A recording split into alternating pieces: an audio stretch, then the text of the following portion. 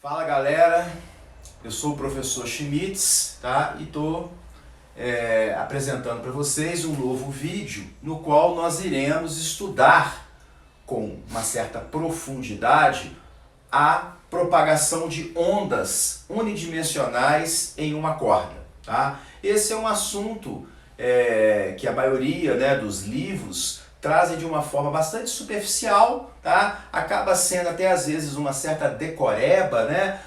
Quando o pulso atinge uma junção com uma corda mais grossa, ele reflete sofrendo uma inversão de fase. Quando o pulso encontra a junção com uma extremidade com a corda mais fina, né, menos densa, ele reflete em fase, né? O pulso refratado nunca altera a fase.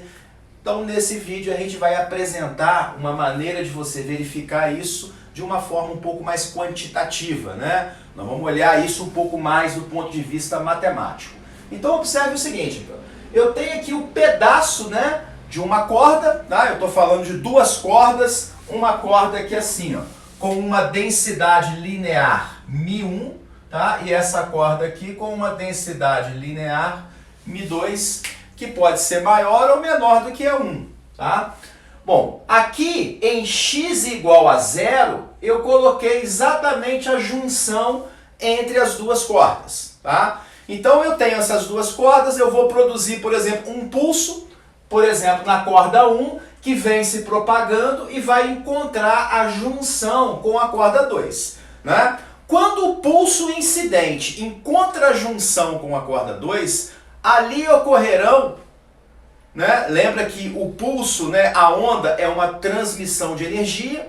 Quando chegar ali na junção, essa energia ela vai ser redistribuída numa parte que vai ser refletida de volta e numa parte que vai ser transmitida para a corda 2, tá? A reflexão, galera, é sempre um fenômeno inevitável, sempre tem reflexão, né? Então, como que vai acontecer essa reflexão? Como que eu posso relacionar, como que eu posso calcular a amplitude, né, da onda refletida em relação à amplitude da onda incidente ou a onda transmitida, tá? Então, olha só, a gente vai ter que fazer um estudo das condições de contorno da onda em x igual a 0, tá? Então, olha só, primeiro eu vou escrever o seguinte, ó. A primeira condição de contorno, tá, em x igual a 0 é a continuidade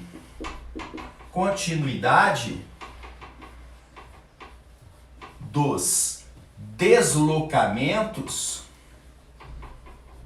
tá? A continuidade dos deslocamentos em x igual a 0. O que eu estou dizendo? Que o y da onda incidente mais ou menos y da onda refletida tem que ser o y da onda transmitida. Vamos usar essa notação. I para incidente, R para refletido e T para transmitida. Por que mais ou menos? Porque no momento que o pulso atinge a junção, vai surgir, eu tenho o pulso que está incidindo ali, ao mesmo tempo ele vai encontrar com o pulso refletido e o pulso transmitido. O pulso refletido pode estar em fase ou em oposição de fase. Então vai ser um mais ou um menos, tá? Em fase mais e em oposição de fase menos, tá? Bom, quando eu imponho essa condição, né, de que em x igual a 0, o y incidente mais ou menos o refletido é igual ao transmitido, eu estou dizendo que nesse ponto não tem um bico, por exemplo. É contínuo, né? A corda fica contínua ali. Tá? Mas quem são esses y, né? São as funções de onda. Nós já vimos, né? Já estudamos que a função de onda, olha só, y incidente vai ser, eu vou chamar de A, tá? Nós vamos chamar aqui de A amplitude da onda incidente, tá? Ó, A uma função do tipo seno de K, seno de, vamos escrever assim, seno de ômega T menos K1x, tá? O y da onda refletida, tá? Eu vou dizer que a amplitude da onda refletida é B, tá?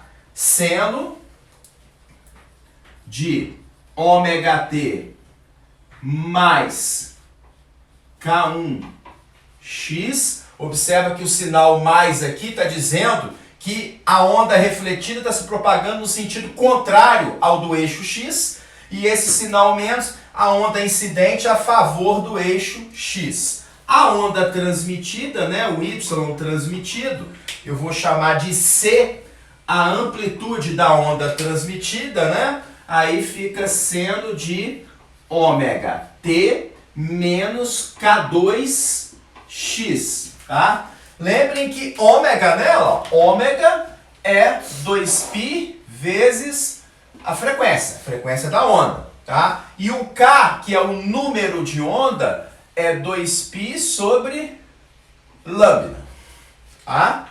Ou seja, o número de onda, o K, depende do meio em que a onda está se propagando, né? No caso aqui na corda 1, eu estou chamando de K1, 2π sobre lambda 1, e na onda da corda 2, eu estou chamando de K2, 2π sobre lambda 2. Prestando atenção que o sinal mais aqui indica que a onda refletida se propaga em sentido contrário à incidente e à onda transmitida, tá?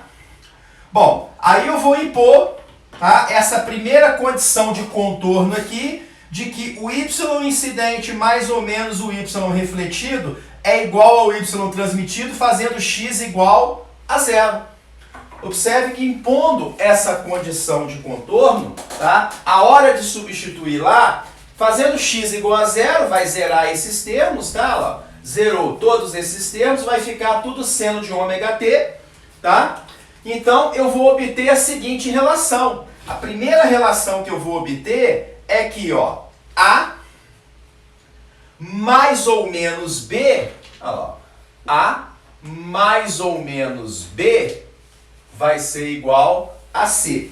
Essa é a primeira relação que eu vou obter entre as amplitudes, tá, da onda incidente, que eu estou chamando de A, amplitude da onda refletida B e amplitude da onda transmitida C. Bom, eu quero determinar B e C em função de A.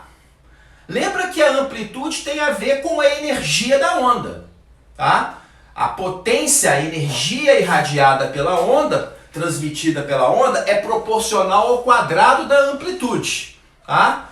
Então vamos analisar, né, como que eu posso determinar a amplitude da parcela da onda refletida e transmitida em função da amplitude da onda incidente. Então essa é a primeira condição de contorno, né? A condição do continuidade nos deslocamentos. Não existe um bico ali naquela região, tá? A segunda condição de contorno que eu tenho que impor, tá, tem a ver com a conservação da energia.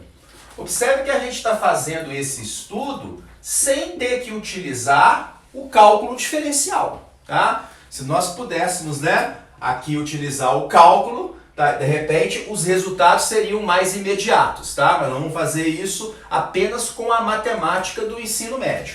Então, conservação da energia. Eu vou dizer que a intensidade I da onda incidente, a intensidade da onda incidente, ela tem que ser igual à intensidade da onda refletida mais a intensidade da onda transmitida, tá? Eu posso falar que a energia incidente é a refletida mais a transmitida, né? Aí energia por unidade de tempo vira a potência da onda incidente igual a potência refletida mais a potência transmitida. Dividindo isso pela área, eu tenho a intensidade incidente igual à intensidade da onda refletida mais a intensidade da onda transmitida. Bom, Vamos lembrar que a intensidade de uma onda, tá? A intensidade I de uma onda, tá? Esse é um assunto que eu vou demonstrar em outras videoaulas, tá? Mas a intensidade, ela é dada por meio de ρ V ômega ao quadrado A ao quadrado, tá? Onde, né, esse ρ é a densidade, tá, da corda, não é densidade linear, né, densidade volumétrica, massa por unidade de volume da corda. Esse V é a velocidade com que a onda se propaga, tá? Ômega, né, é a frequência angular e esse A é a amplitude da onda, tá? A gente ainda vai utilizar aqui uma notação, tá, que é o seguinte: nós vamos chamar ρV, tá, de Z. Tá? Esse Z é a impedância da corda. Tá? Um conceito associado à maneira com que o meio reage à propagação da onda através dela. Tá? Só para simplificar a notação, para a gente ter menos variáveis, tá? Então vai ficar meio de Z ômega ao quadrado, né, para a intensidade da onda, tá? Então, galera, trazendo aqui, né, nós vamos ter o seguinte: a intensidade da onda incidente, ó, a intensidade da onda incidente é meio de Z1, tá, corda 1, ômega ao quadrado, A ao quadrado, tá? A é a amplitude da onda incidente, né? Igual a intensidade da onda refletida, meio de Z2 ômega, tá? Que multiplica onda refletida, a gente está chamando a amplitude de B, né? Então, olha lá, B ao quadrado, tá? Mais a amplitude, a intensidade da onda transmitida, ó, que é meio de Z ômega ao quadrado, C ao quadrado.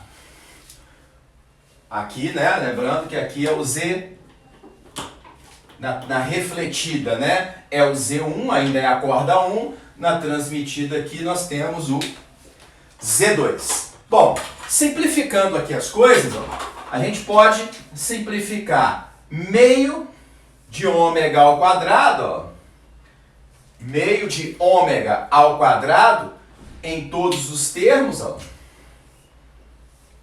Aí nós vamos ter a seguinte relação, que Z1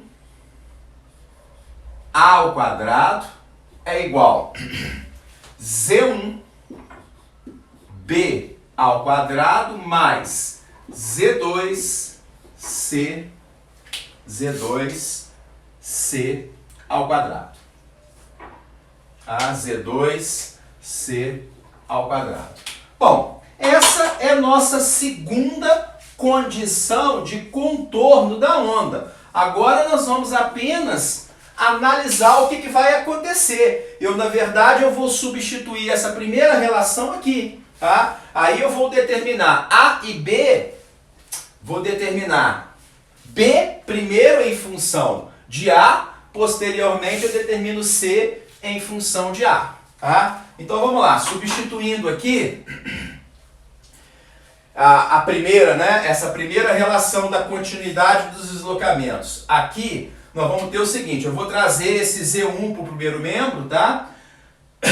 Aí nós vamos ter que Z1 que multiplica A ao quadrado menos B ao quadrado, isso é igual a Z2 que multiplica o C, ó, que é A mais ou menos B, isso está elevado ao quadrado. Tá? Bom, temos que analisar as duas possibilidades, quanto é mais e quanto é menos, né? Para a gente chegar à questão da reflexão com e sem a inversão de fase da onda, tá? Então vamos lá, vamos considerar primeiro, tá, o A mais B. Olha só. Nós vamos ter aqui, primeiro caso, né, ó, primeiro caso, tá? Então vamos ficar aqui Z1 que multiplica A ao quadrado menos B ao quadrado, tá? Isso é igual, tá, a Z2 que multiplica A mais B ao quadrado. Tá? Olha só, gente. A gente pode escrever aqui da seguinte forma, ó, Z1 A ao quadrado menos B ao quadrado é A mais B, né, que multiplica A menos B. Isso é Z2 que multiplica A mais B ao quadrado, tá? Então podemos fazer essa simplificação. O quadrado vai cortar aqui assim, né? Eu tenho que Z1 que multiplica A menos B igual a Z2 que multiplica A mais B. Ou que Z1 que multiplica A menos Z1 que multiplica B é igual a Z2 que multiplica A mais Z2 que multiplica B. Eu quero escrever B em função de A, né? Então, ó, levando o B para lá, o A para cá, né? A gente vai ter Z1 menos Z2 igual, segundo membro, eu vou ter Z2 mais Z1 que multiplica B. Portanto, o B é igual a Z1 menos Z2 sobre Z1 mais Z2 que multiplica A. Perceba então, galera, olha só, que B é uma fração de A. Né? B é uma fração de A. A impedância, né, eu posso escrevê-la em função da velocidade, tá? Então, de repente, para ficar mais claro para vocês, vamos fazer o seguinte, ó. Eu vou escrever a impedância em função, né? Eu vou substituir em função da velocidade. Aí eu posso escrever aqui, ó, que B vai ser igual, tá? Olha, Z1 é ρ V1, Z2 ρ V2. O ρ vai cortar em cima e embaixo, então isso aqui também vai ficar que V1 menos V2 sobre V1 mais V2 que multiplica A. Hã? Galera, olha só. Aqui fica bem claro o seguinte, ó. Se eu estou indo de uma corda mais fina para uma corda mais grossa, a velocidade, lembra? Dada pela relação de Taylor, né? A velocidade de propagação da onda na corda é raiz da força que traciona, né, dividido pela densidade linear da corda. Então, corda mais fina, velocidade maior. Corda mais grossa, velocidade menor. Então, se a onda está indo da corda mais fina para mais grossa, a velocidade na corda 1, que é a mais fina, é maior do que na corda 2, que é a mais grossa, né? Se for o contrário, né, V1 mais da mais grossa para mais fina, aí você vai analisar se aquele B ali vai estar ou não, tá, em inversão de fase. Aqui eu já considerei em fase, né? Eu já supus que o A, né, o C, na verdade, é igual a A mais B. Tá? Então aqui eu já sei que para esse caso, tá, o V1 tem que ser maior que o V2. Tá? Se eu fizer o C igual a A menos B, eu vou encontrar o contrário ali. Ao invés de V1 menos V2, vai aparecer V2 menos V1, que seria o caso em que ocorreu a inversão de fase da onda. Tá?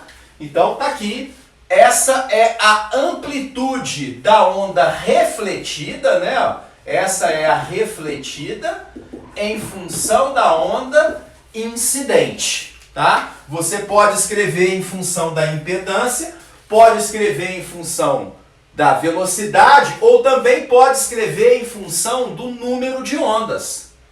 Tá? Posso também escrever em função de K. Tá? Bom, Agora vamos determinar a amplitude da onda transmitida, o C, tá? O C, basta que você faça o seguinte, ó. Lembra que o C é igual a A mais ou menos B. Eu vou fazer para A mais B, se você fizer para A menos B, vai dar o mesmo resultado, tá? Então, ó, o primeiro caso eu vou fazer C igual a A mais B, mas fazendo com A menos B, vai dar exatamente o mesmo resultado, ó. Então eu tenho que C, olha só, C é igual a A mais B. Só que B está ali, ó. Vamos escrever em função de V, né? Ó. O B é V1 menos V2 sobre V1 mais V2 que multiplica A. Aí você coloca o A em evidência, tá? Vai ficar V1 mais V2 somado com V1 menos V2, né? O V2 menos V2 corta, vai ficar 2V1 sobre V1 mais V2 que multiplica A. Tá lá, essa é a amplitude da onda transmitida, tá? Exatamente a amplitude da onda transmitida. Observe que a amplitude da onda transmitida, aqui nunca vai dar negativo. Aqui pode dar positivo ou negativo, mas aqui não, né? Então significa que a onda transmitida e a onda incidente estão sempre em fase, né? Se o pulso incidente é uma crista, o pulso transmitido é uma crista. Se o pulso incidente é um vale, o pulso transmitido também é um vale. Vão estar sempre em fase, tá? Então a gente pode já concluir que agora o pulso refletido pode estar em fase, crista, refletir crista, ou em oposição de fase, incidir crista, refletir vale. Vai depender exatamente das densidades lineares ali das cordas, ou seja, daquelas velocidades que estão lá. Tá?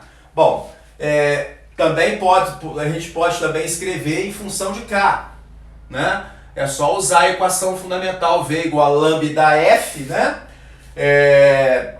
A frequência vai cortar, o lambda você escreve como 2 sobre K.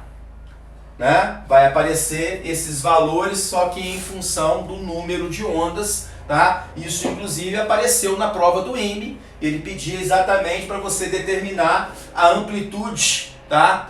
Da onda refletida, tá? Era uma questão de múltipla escolha, e esse resultado estava escrito em função desse K, tá? Em função do número de onda, tá? Então, galera, nós fizemos aí um estudo um pouco mais avançado, né? Com relação à transmissão de ondas, né, em uma corda dupla, né, uma corda que você tem uma junção com, né, um meio menos e um meio mais denso, né, falando em termos de densidade linear e não volumétrica.